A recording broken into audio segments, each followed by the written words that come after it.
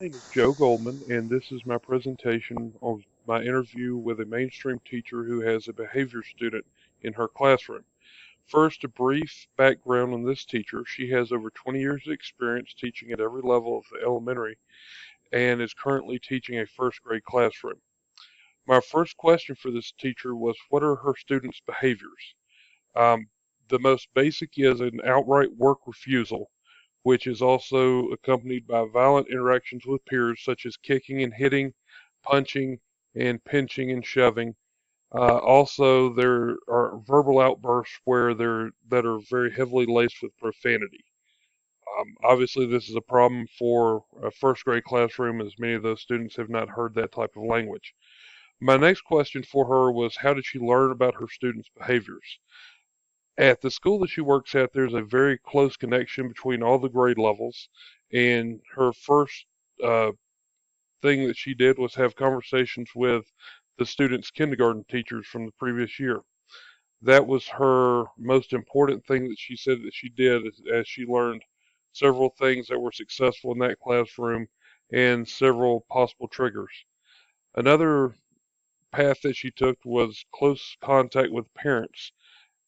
She learned through these contacts with the parents that they were seeing very similar behaviors at home, but more so in a social setting, as obviously as opposed to a classroom setting. And then the last and not least was her personal observation that she's made over the last 8 or 9 weeks since school has started. Next is it was important for me to try to figure out what triggers her student, and for her, the only trigger that she's seeing right now is any type of schoolwork. In particular, the student hates to read and write, but any type of work avoidance, any type of work that is put in front of him is a very real trigger for this student to have outbursts, whether it be violent or verbal. Um, I asked what had worked so far. She had had a social worker come in and have a conversation with the student, and this conversation produced the fact that the student's favorite toy is trains.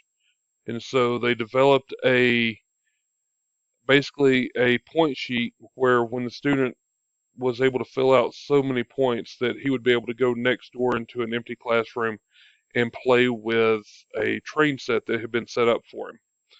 Unfortunately, the custodian, while cleaning that classroom, accidentally destroyed the train, and that had an adverse effect on the student's behavior, as you might imagine.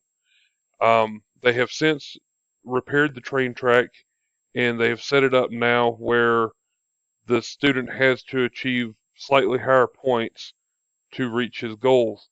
They've also included the option of working with a peer, playing with a peer for 5 minutes as opposed to individual time of 10 minutes.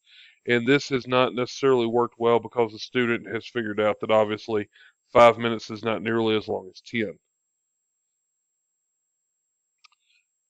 I asked if the parents, how involved the parents were, and how much support she was getting from them. And she had a mixed reaction. She said the parents talk a very good game, but that there has been very little evidence to show that there has been any attempts at home to try to work on the same corrections that the teacher is working on at school.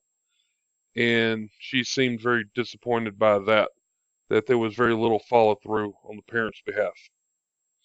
So my final question for her was, where do we go from here? Um, Her answer was that he is still very much a puzzle. We've only been in school now for about 8 weeks, and she has not had an opportunity to see all of his possible triggers and all the things that he does go through. She did mention that with the 20 years of experience comes several tricks that she would like to use later. She wants to continue using the point sheet. She has also reached out to the affective needs teacher in the building to find out what other possible things that might work with this young man. That concludes my presentation for the interview. I look forward to hearing your feedback, and thank you very much for your time. Have a good evening.